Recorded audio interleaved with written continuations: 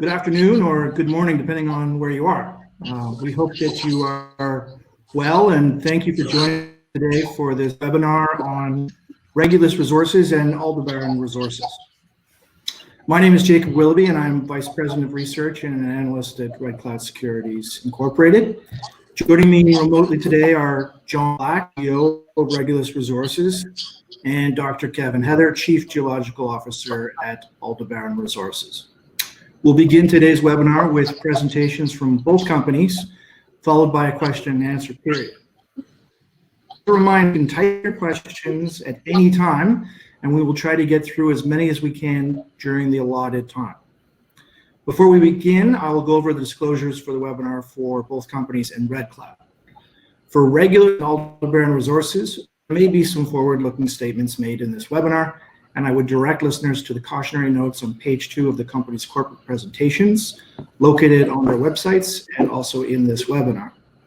For Red Cloud Securities Incorporated, I would highlight this webinar is for information purposes only and should not be considered a solicitation to purchase or sell securities or a recommendation to buy or sell securities.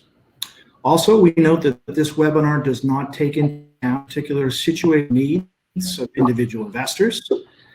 Participants should rely on their own investigations and seek their own professional advice before investment. Now, I'm very happy to introduce to you John Black, CEO of Regulus Resources, and Dr. Kevin Heather, Chief Geological Officer at Aldebaran Resources, and we'll begin with Mr. Black with Regulus. Okay, great. Thanks, Jacob.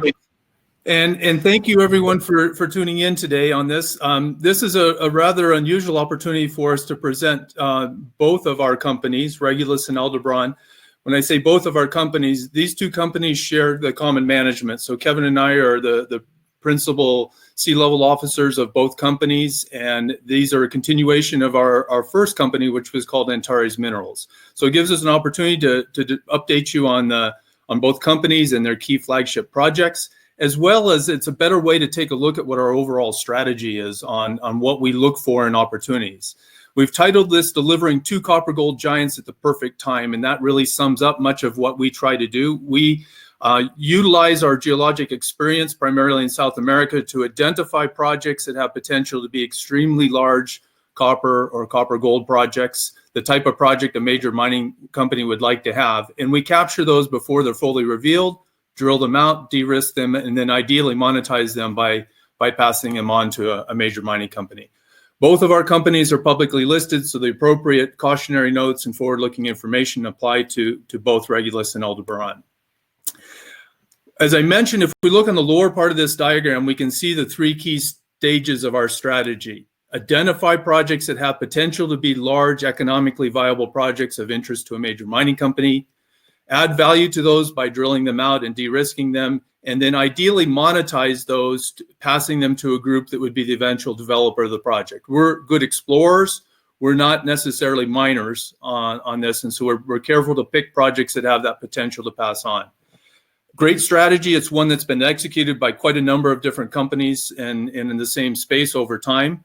But one key component to this is that you need to be delivering these projects at the right time. And that's what has us really excited at this moment, is that we view that with the two opportunities we have in these two companies, that we're drilling out and revealing large copper gold projects just ahead of when we and many other people believe there will be an upcoming shortage of copper, and people will be looking to acquire these type projects.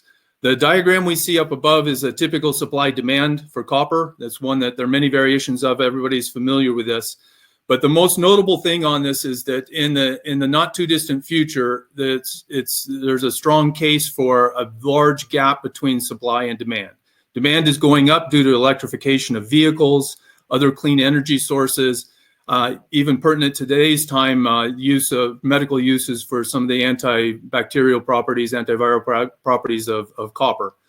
Supply is going down because we're not delivering major mines to be developed, and we're as an industry, we're not keeping up on that side. The COVID situation does not change this picture; it kicks it out a little bit, and perhaps even exacerbates it as projects are taken offline. So this is what we refer to as the perfect time. on this and why we're really excited. And what we'd like to do today is show the two projects that we're working on that we think in the next couple of years will be set up to fill this demand and be of interest. As I mentioned, both companies are run by the same management. They're actually our second and third company. Our first company was called Antares Minerals. With Antares, we discovered the Jiquira deposit in southern Peru, drilled that out, and sold it to First Quantum, exactly what our strategy is stated as. So we have executed our strategy one time at the last real peak of copper prices. We think with Regulus and Aldebaran, we're on to great projects that are well set up to continue and produce an additional success on the same strategy. So let's jump right into the Antiquary project on this. I'll cover this first, and then Kevin will talk about the Altar project with Aldebaran. What I'm going to do is move very quickly and hit the highlights. This will be a series of key points why we think that Regulus and the Antiquary project in particular are presenting an excellent opportunity to deliver a major deposit at the right time. Number one is the project's extremely well located. We're in northern Peru in a stretch of the Andes that has a lot of large copper and gold deposits. We base our operations from Cajamarca. We're 2.5 hours north. We drive right past Yanacocha, which is the largest gold mine in South America, and we're immediately adjacent to two operating mines, Tantahuatay and Cerro Corona. When I mention immediately adjacent, it literally is on this. Our land position is that we have 100% of the red claims, and we have an option to earn 70% in the pink block. So our consolidated land position sits just to the north of the Tantahuatay mine. The Tantahuatay mine is a joint venture operated by Buenaventura in partnership with Southern Peru Copper, or Grupo Mexico's Peruvian sub, with a small interest in a group called Espro. They're mining the oxide cap over a large copper gold sulfide deposit beneath them. That same copper gold sulfide deposit on their ground extends onto our ground. So we're drilling out the other portion, we think the better portion of this deposit. And eventually there's a great opportunity for consolidation of this into one large opportunity to be quite a large mine. And we'll see what I mean by large in just a moment. 7 kilometers away, we have Cerro Corona, operated by Gold Fields. This is a milling operation, and they produce a copper gold concentrate. You can see the tailings ponds here. Both of these mines are very good mines for their respective owners, but they both have short mine lives. When you take a look at the next diagram, our point 2 is that there's a clear timeline for monetization of our project. And that's because the Tantahuatay mine next door runs out of their oxide ore by 2025. They're already beginning to explore how they will make a transition to that underlying copper gold sulfide mineralization. We believe for them to make that transition, it will be highly desirable for that to include our property. So we're drilling our project out, de-risking our project to be able to integrate that into a transition to a larger copper gold sulfide project. Meanwhile, down the road at Cerro Corona, they currently project a mine closure in 2030. But in 2025, they run out of tailing space and they begin to process low-grade stockpiles. So really 2025 is a transition year for them as well. We like this. 2025 corresponds well with when we think there will be a supply gap in copper and an increased interest in looking for large copper deposits. And there's potential for this to be driven. In many ways, this is almost a brownfields opportunity. Point 3 is that we already have a large resource in hand. We published our first interim resource a little over a year ago. The details on that are in the back of this presentation. This is a quick summary to show the metal content of what we have. I'd like to emphasize this is interim. This is a snapshot of what we can show now. We're actively drilling to continue to grow this deposit and anticipate it will increase significantly. But in hand today, we have about 5 billion pounds of copper, about 4.5 million ounces of gold, and over 1 million ounces of silver. So a very large resource in hand already. This resource is part of an even larger deposit. As I mentioned, we share this deposit with the neighbors next door. The resource that I just showed the metal contents from is constrained by the conceptual pit. The black outline in the diagram on the left constrains the resource, but the resource that we report for our mineralization is only on the red claims. We have a data sharing agreement with the neighbors so we can use their data to constrain our resource, but we cannot report what's on their side of the ground. However, they have reported their resource previously. And when we look at the bar charts on the right-hand side of the diagram, the second column over shows the current Antiquary resource, a little over 8 billion pounds of copper equivalent. It shows our previous Hikira discovery for reference. We sold that to First Quantum when we had a little over 13 billion pounds. We believe Antiquary is well on its way to meeting that or exceeding what we had at Hikira. But when we combine the Antiquary resource with the sulfide resource from the neighbors next door, we get the third column, and we can see the total contained copper equivalent of over 25 billion pounds, puts this in the league of Toromocho or Las Bambas, other major mines that have been recently developed in Peru. The red dots show the copper grades for the given resources and point out that our grade, not only are we large, but our grade is quite attractive as well. Point number 5 is, we've mentioned we have a large resource, it's quite good grade, but possibly even a more important point is that it's a very low strip ratio and we have high grade very close to the surface. This is a section line, the white line on the diagram on the right. We're looking on that section line looking to the north. And it shows two important things. One, it shows how we have to show the data. We can show the resource on our ground. We can't show the resource on the neighbor's ground. We see it, we use it to constrain our work, but we're not allowed to report that. So that shows how we have to show information, but it also shows that there's very little waste in this. So we have mineralization very close to the surface. This improves the economics of a project considerably when you have a low strip. By low strip, the strip ratio for the overall pit is less than 1 to 1, 0.85 to 1, and we have very good reasons to believe as we continue to explore that will decrease. It'll be one of the lower strip ratios for a large copper deposit in the world. The other point is that we have very high grades close to the surface, which clearly present opportunities for a very attractive cash flow on a project moving forward. Point number 6, the project, portions of our project do have elevated arsenic contents, and that's a challenge that we recognized as we came into the project. We've been doing quite a bit of work on it, and our initial metallurgical work is in progress right now, but one important thing to note is that arsenic is increasing in copper concentrates worldwide.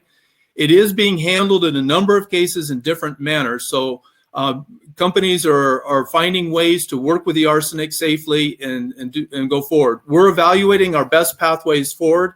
In this presentation, we won't have time to go into all the details, but a really important case study is emerging not far away from us. 35 kilometers away at the Yanacocha mine, the joint venture that operates Yanacocha, which is Newmont, Buenaventura, and Sumitomo, have announced that they've completed their feasibility study, received their environmental permits to install a large autoclave or pressure oxidation plant to tackle arsenical copper gold sulfides, the exact same rocks and geology that we have. They've mined through most of their oxide cap, and they're making that transition to the underlying arsenical copper gold sulfides.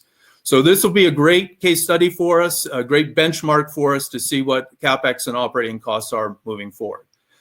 The biggest challenge to pressure oxidation is it increases your CapEx on the project. So it's an upfront cost that you have to assume. But we believe there are a number of factors or characteristics of the project that we have that will easily offset that increased treatment cost for the arsenic. One is that we have that high grade mineralization that always helps when you're moving forward on something like this. 2 is there's quite a bit of infrastructure in place. We're right next door to existing mines. That lowers the cost to bring in power and water, and there's trained manpower in the area. So it helps in our CapEx cost on this. That low strip ratio is incredibly important to move forward. And we have that imminent closure of the nearby mines, which puts a time frame on it. So number 7 is that there is very significant upside potential. We've talked about the resource we have at Antiquary, quite an attractive resource already catching the eye of interested parties to take a look at that. Just what we have alone, let alone what we have combined with the neighbors on this. But we're very excited that there's potentially a significant portion of the deposit we've barely touched yet. So the diagram on the left is a processed magnetic image on this, and what really catches our eye is this donut-shaped anomaly, where we see the annular high around a central lower portion in this style of mineralization, in this style of processing of magnetic information. And you note that the drilling that we have to date is really only in the southwest quadrant of this. And we've indicated over 500 million tons of quite attractive ore just on our ground within that. 3/4 of this or more of this anomaly has yet to be tested. And we've just received our permits late last year, got the activation early this year when COVID hit. So we're set up when we can get back to work on this to come in and test these targets to the north. And we have very good geologic reasons to believe that we will find significantly more mineralization. And that mineralization, interestingly, will probably be with lower arsenic as well. It's not purely a conceptual idea on this. I've noted 5 drill holes on this diagram and their intercepts. These are all holes that have drilled out towards that area with very encouraging initial results. So we're walking out as close as we can with the existing permits. The new permits let us make that jump out to test. A few words on when we can test on this. PERU is opening up, but it'll be a gradual process to open up. One is that we have the ability legally to work as dictated by the central government on when they allow major industries to go back. The second is we have to make sure that all local stakeholders, the mines next door, as well as the local communities, are comfortable with our plan on how we're handling it. And much of the protocols that allow us to go back to work are fairly restrictive on the number of people and where we can have them housed. So it'll be a few more months probably before we're back in drilling, but we'll be back just as soon as we can, and we're pretty excited about getting back on this. Just a few other ways to take a look at this. This is a section looking to the west. We can see the mineralization in our north part of the pit. We can't see what's on the southern part. We can see that the area of interest for expansion is to the north of the right side of the diagram. And in the oval, we've outlined a number of drill holes that have been drilled since we did the resource calculation. So we're already extending mineralization in that direction, and with additional drilling that will continue more. This is another way to take a look at the same information. On the surface, we can see that annular high that dictates this ring feature that we're very attracted to on the geophysics.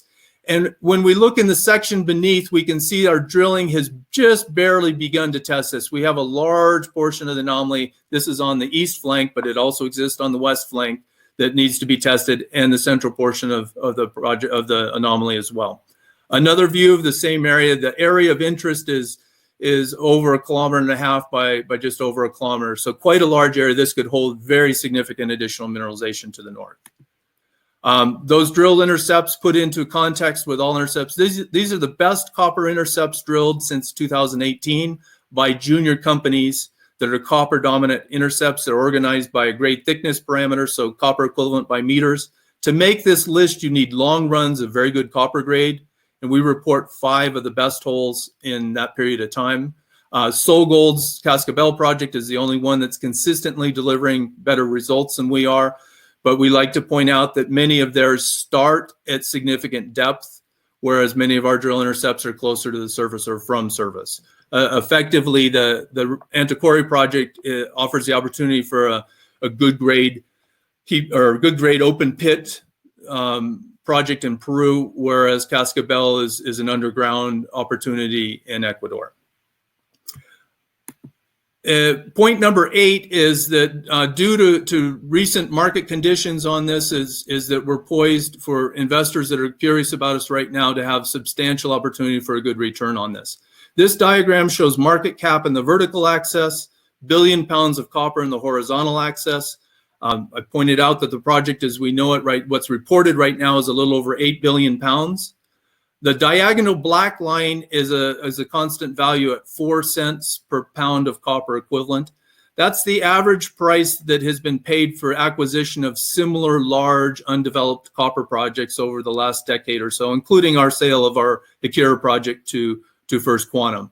We can currently see at our share price and market cap today, the project's valued at about 0.5 penny a pound. So there's significant leverage for us to move towards that average price that has historically been paid for these type projects when we have it fully defined and de-risked and ready for acquisition. Keep in mind, our intent is also to increase the size of this and drive it to the right side of the diagram. So there are 2 opportunities. One is to realize a valuation that's closer to a typical transaction for this type of a project. The second is to continue to increase the size of the project. And finally, point 9 on this is that as management, we have significant skin in the game on this. This diagram shows a quick look at our share ownership on this, a little over 100 million shares out. We have one very significant cornerstone investor in Route 1. They have about almost 25% of the company. They're a long-term supporter of us and a great backstop for us as we move forward and participate in virtually every financing that we do. But as management and directors, we have nearly 13% of the company. We also like to point out this is not simply a legacy position. In the last 2 years, we've invested over $2.75 million into private placements or open market purchases of the project. So this is a very important project to all of us as management, both financially and also professionally. Our word's on the line that this is a good project and that we'll be able to execute it. So we're fully engaged in this project. So that's a quick snapshot of what we have with Regulus and the Antiquary project. And I'd like to pass things over to Kevin, and he will describe the next opportunity that we believe we have set up, operating very much under the same strategy.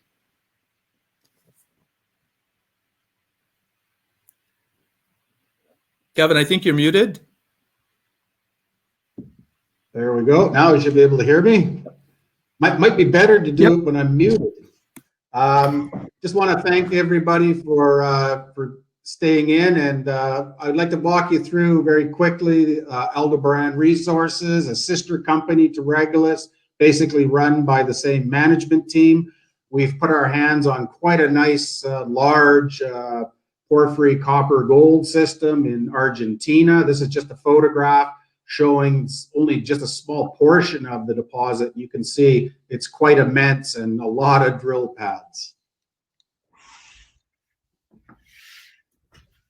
Just taking off where John left off is we have significant skin in the game in Aldebaran as well. You can see that insiders and associates own close to 18% of Aldebaran. And we have two significant shareholders, Route 1 again at almost 50%, and then Sibanye Stillwater at 20%, who we are earning into the project from them. And then the other shareholders at 13%. Just where we are, we're in a very fertile segment of the Andes. We're right here nestled along the border between Chile and Argentina within San Juan province in northwestern Argentina. Aldebaran has a stable of projects that I'm not going to talk about today, but we've got lots of very interesting projects up in northern part of Argentina in Salta province, the Rio Grande porphyry, Aguas Calientes epithermal deposit, and then a bunch of very early stage projects as well. But today I just like to focus on Altar, and as I mentioned, this is our flagship project. It's in mining friendly San Juan, and we're very close to a large number of other very large porphyry copper and porphyry copper gold systems. We're literally 25 kilometers from the Las Palambres mine operated by Antofagasta Minerals in Chile, and 25 kilometers from El Pechon, which is Glencore. So we're in elephant country here. There's a very large mineral resource here. This resource was done by Stillwater Sibanye, and you can see the totals here. I don't want to go through this in a lot of detail, but effective to say that in the measured and indicated category, there's over 2 billion tons of roughly 0.4 copper equivalent when you add the copper and the gold together. This is a very unique project in this part of the Andes in that it's one of the few big porphyry systems that has, in addition to copper, also has a small gold credit. So that makes it a little bit unique. And then we have an additional over 500 million tons of slightly lower grade in the inferred category. So a couple of the issues that we saw with this original large resources is that they used a very low cutoff grade, and they didn't really focus on high grade areas. And their objective was to show a large but low grade resource. And we think that there's opportunity here to up the grade and potentially lower the tonnage slightly. And they also didn't use geologic model to constrain their mineralization. So what that ended up doing was it contributed a bit to the grade dilution, and also there is a small amount of arsenic in the upper part of the system, and that tended to get spread out because there was no geologic constraints. So these are all places that we think that we can do better in terms of recasting this resource. If you look at it, back in 2011, Stillwater paid roughly 4 cents a pound for the copper in the ground to Peregrine Metals, who basically drilled this out and sold it to Stillwater for $490 million US. In 2018, when we did the transaction with Sibanye to pick this project up, we have the option to earn into 80% of this project. And you can see that we're basically picking this up for a valuation of 10 cents on the dollar. And if you actually look at it in terms of the current share price of Aldebaran, it's very, very undervalued for the amount of contained metal here. So lots of upside in terms of appreciation. One of the key factors, and this is really common to all of the companies that John and I have been involved with, is if you look at the mining value chain, and I've shown a little cartoon here, one of the more important aspects is really the characterization of the ore body and the mineralization. And this is a really critical step in not only talking about the exploration, but also potentially the downstream activities like mine planning, creating a mine plan, processing, metallurgy, acid mine waste, all kinds of downstream processes really depend on having a very good characterization of the ore body model. And so we tend to spend a lot of time and effort trying to extract as much geologic information out of the drill core as we can. And one of my favorite sayings is as geologists, I say, the rocks are talking, are we listening? And so we've spent the past year doing a lot of heavy lifting, things that are not particularly sexy from a market perspective, and we don't put press releases out about it, but it's stuff that's absolutely fundamental to building those strong links in the mining value chain, will then replicate themselves down the chain as the project advances. And one of those activities was relogging close to 120,000 meters of historical core, and that process is still ongoing, and we're about 75% complete. We also completed the first geological surface map covering the whole project. Quite amazing when you think how long this project's been around, and this is the first time that there's been a systematic geologic map done. We also completed the first systematic detailed geochemical sampling over the entire project area as well in excess of 3,000 samples collected. We also did the first systematic ground magnetic geophysical survey covering well over 4,000 hectares and 550 line kilometers of geophysics. Again, first time this was ever done on this project. We also have pending work to do some deep-looking three-dimensional IP geophysics as well. We also did some airborne satellite studies and some structural analysis. So this is all technical stuff, and you as an investor or somebody looking at us, you might say, well, why is that important to me? Well, it's really important because this kind of data lays the fundamental building blocks for a real critical evaluation of the current resource and how we can potentially better that resource, and also very, very critical to future drill targeting and discovery. And so how do we potentially see adding value to the current resource? Well, you can see that although this comes across as a single project when we're talking about Altar, really it's a complete series of different porphyry centers. It's a cluster. And you can see I've highlighted them here: Altar East, Altar Central, Altar North, and QDM Radio. And these stretch over an amazingly long strike length of close to 6 kilometers. So we're talking about multiple centers of mineralization, and hence lots of opportunities to expand on this system. This is a cross section, and I'll just jump back here. You'll see the green line here. I'm going to show you a cross section so we can see what the distribution of some of the metals looks like. And this is that cross section. And you can see all the drill holes, and they're color coded according to copper equivalent grade.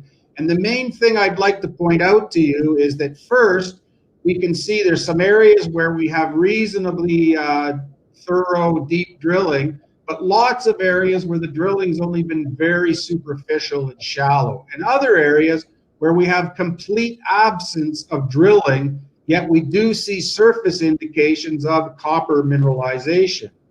And so really, if we look at this, we can see that although we have this large resource and sea of really kind of sort of 0.3 to 0.4 copper type material, there's really some higher grade shells or areas within that. And I've highlighted these within the black lines here. And so the question becomes is, can we expand on those, and can we recast the resource to kind of try to more focus on those types of areas? And to show you that within some of the areas that I've just highlighted, we can see this is some drill core. You can see the beautiful quartz stock working, which is very typical of this kind of deposit type. And the part that's quite amazing, this is some of the best quartz stock working that both John and I've seen in our careers, and our careers span close to a little over 40 years. And this is really quite an impressive system. And you can see this is one of the intercepts here. The core that's out on the table right here that you can see is a 16-meter interval that's running 1.3% copper equivalent, but it's within an almost 880-meter interval of almost 0.76% copper equivalent, starting from very close to surface. So the idea is to start to try to re-evaluate the current resource and focus more on some of these higher grade areas. To put it into context, we can see here what I've put on the maps here is the 3 main areas that I highlighted before: Altar East, Altar Central, and the QDM radio areas. And you'll see I've put some black dashed lines. Those black dashed lines outline the areas where we see a concentration of drill holes that have long intercepts of higher grades. And you can see they start to form discrete clusters. And the size of those discrete clusters is very similar in size to the size of the Jiquera East deposit that we discovered in Peru back in the late 2000s, that we eventually sold to First Quantum Minerals for $650 million. And so the idea here is that although we have this big sea of relatively low-grade mineralization, there could be some very nice sweet spots that we need to reevaluate. And in terms of upside exploration potential, this is that same long section. And what we're plotting here now is molybdenum. And molybdenum is very commonly a mineral or an element that we see in the peripheral parts of big porphyry systems.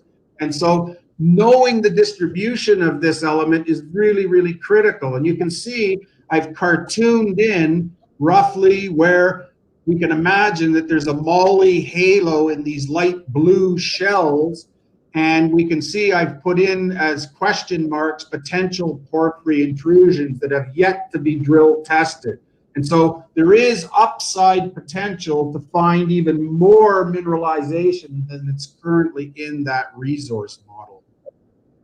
So a clear path to add value to the deposit is a re-logging of all the drill core, which is in progress, taking all that information and integrating it with all that surface mapping, surface geochemistry, and surface geophysical work that I showed you. And on the basis of that, recast that existing resource to try to highlight better those higher grade centers, and also identify where we might have extensions to those higher grade zones, and also potentially new targets that can be drilled in the upcoming field season that starts in later this year.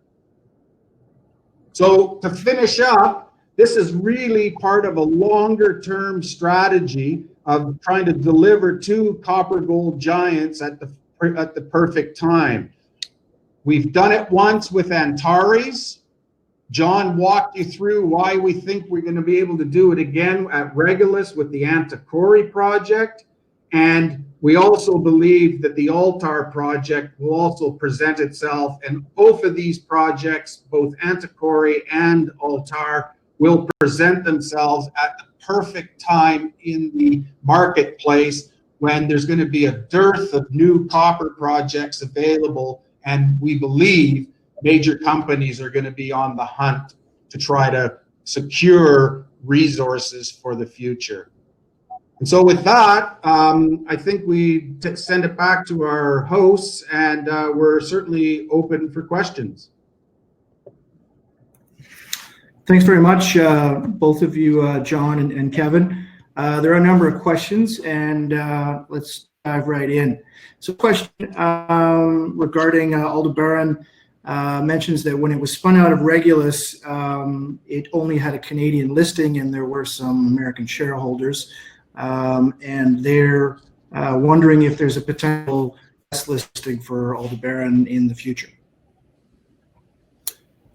We don't have immediate plans to list in the U.S. It adds quite a bit of complexity and cost to us to do that.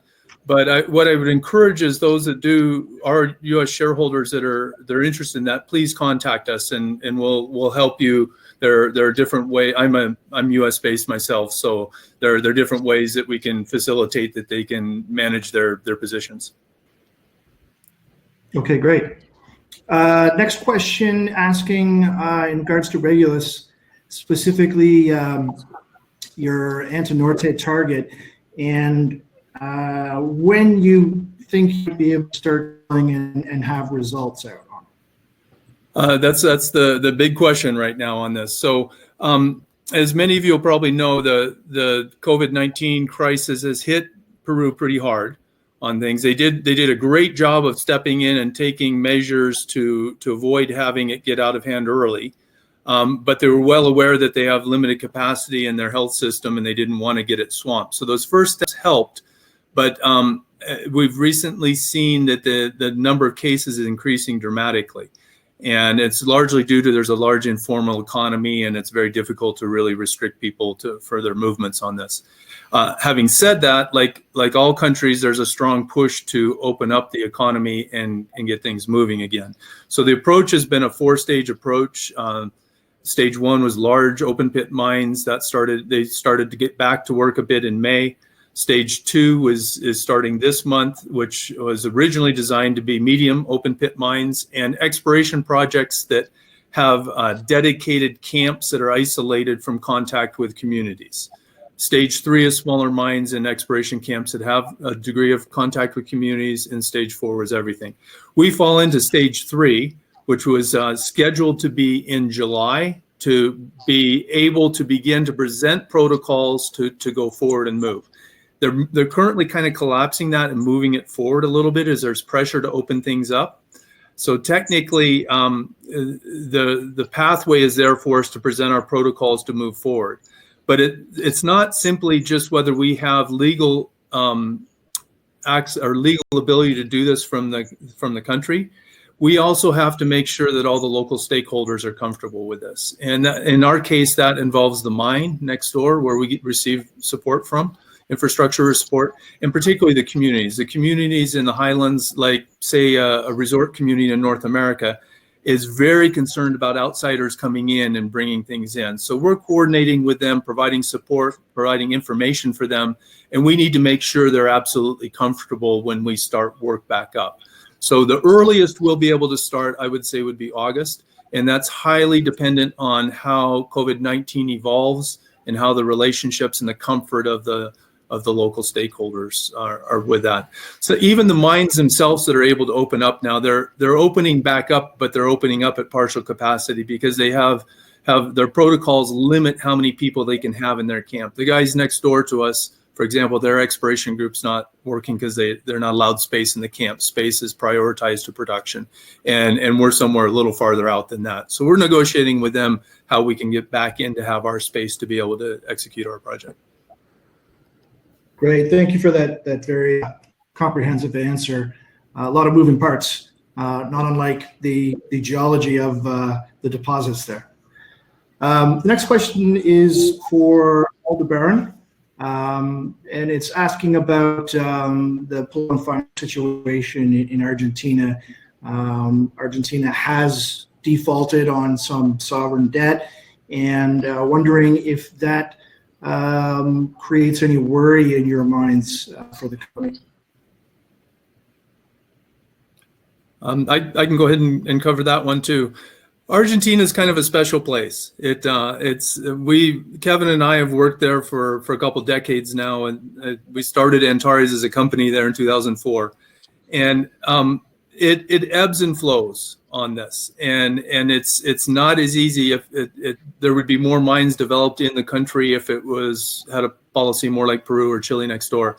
But what it does do is it preserves opportunities. You can find opportunities in Argentina that you can't find elsewhere. And we see periods of time when you can work well and periods of time when it gets a little bit more complicated. And sometimes it's both. Right now, there are indications from the government as they seek ways to strengthen their position or get out of financial binds they're in right now that sometimes can be interpreted as negative to the mining industry. But it does produce a point where it's really cheap for us to work there. And so what we've noted is that groups like the Lundin Group have done very well in periods of time in Argentina. And what you need is patience, and you need to pick your times when you're working in Argentina. Right, and one of the things investors sometimes forget is that when Argentina defaults or has financial problems, their currency drops precipitously, which makes exploration there and work in general that much less expensive for companies that are raising money in Canada or the United States. Correct. Yes, absolutely. Okay, let's move on. There's a couple more questions here. Asking if there are any majors invested in Regulus. We note that there's investments in a lot of copper companies in South America from some big copper producers, and Aldebaran has the still, but that's a function of earning in. But do you have any corporate ownership at Regulus that you are aware of, or? There's no significant corporate ownership. There's one major copper company that has a minor number of shares that's due to amalgamations of previous companies. We know them, but it wasn't an intentional placement to establish a large position. So at this point, we don't.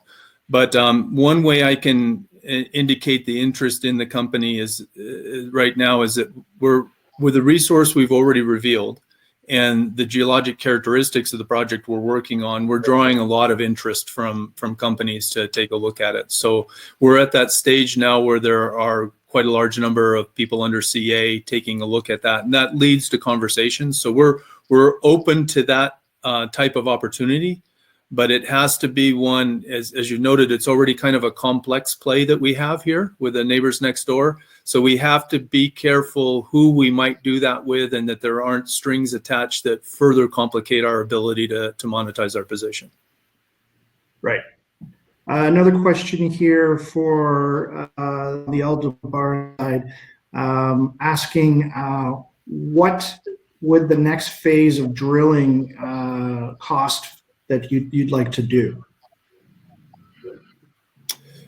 Well, first, the work that Kevin and his team, as he pointed out, they're compiling a large amount of information on the project now, much of which is the first time we've had that quality of data over the entire project on it.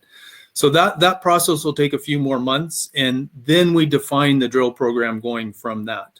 But it's so we don't have the exact amounts on that yet. It'll come out before the end of the year, but the next field season there starts in November, December. So we'll have it ready by then.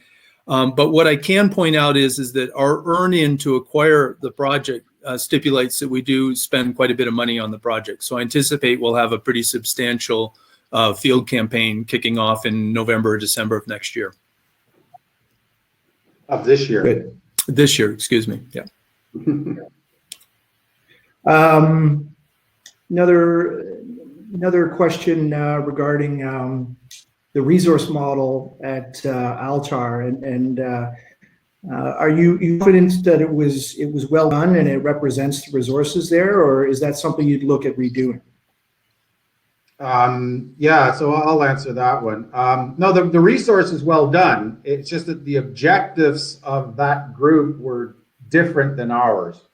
And so what I would say is that rather than trying to make it look big, which obviously then makes it lower grade, we think that the real opportunity there is to really focus on some of those higher grade zones. But in order to do that, we need much better geological understanding to understand what's controlling that higher grade mineralization, and then how we can represent it better and then capture that in potentially a recast resource estimate. So that's what we're aiming to do, is to really, and that's what we see as unlocking and recasting the existing resource, but there is plenty of opportunity to actually find new mineralization as well. So it's kind of two things going on in parallel there that can potentially be value additive to the project. Great. Okay, there's another question regarding the Altar deposit, specifically asking what kind of alteration do you think is associated at depth with the molybdenum halo? The recognition of what we've found, and this is obviously somebody from a geologist asking this question, but basically what we found that wasn't recognized before is that almost all the rocks are potassically altered. So they have potassium feldspar, which is typically, or secondary biotite, which is typically what you find in the core areas of big porphyry deposits. However, having said that, what we're seeing in a lot of the drill holes over there is that we're seeing a younger overprint of green mica, and that we think, and that's typically associated with a lot of copper and gold introduction, and that appears to be overprinting that earlier potassic alteration. So we think that there's a younger porphyry event that's parked in underneath, and it's creating, and that concept has never been tested before there. And we're starting to see a lot of other circumstantial and real evidence in a lot of the relogging of the core that we're doing, because we're paying a lot more attention to those that know our group. We spend a lot of time looking at core and trying to extract every last little drop of information we can out of it. So, and for those that have been, I'll just add a little quick statement here as well. For those of people out there that know us and have been following the Regulus Antiquary story, they know that we've had a series of videos that we put out trying to explain some of the more technically complicated things in kind of what we hope are more easy terms for the average investor and non-technical person to understand. not only so they understand the specifics of the deposit, but that so they also understand the importance with whatever investment they make in a junior or a mining company, that the technical part really is the backbone of success. And if the groups don't get that part right, it's not going to be a good finish for things. And so what I'd like to say is that at Aldebaran, we're planning to put out some informative videos as well, try to help people walk through and understand some of the complexities of the geology and stuff in a form that is a little bit more user-friendly for people.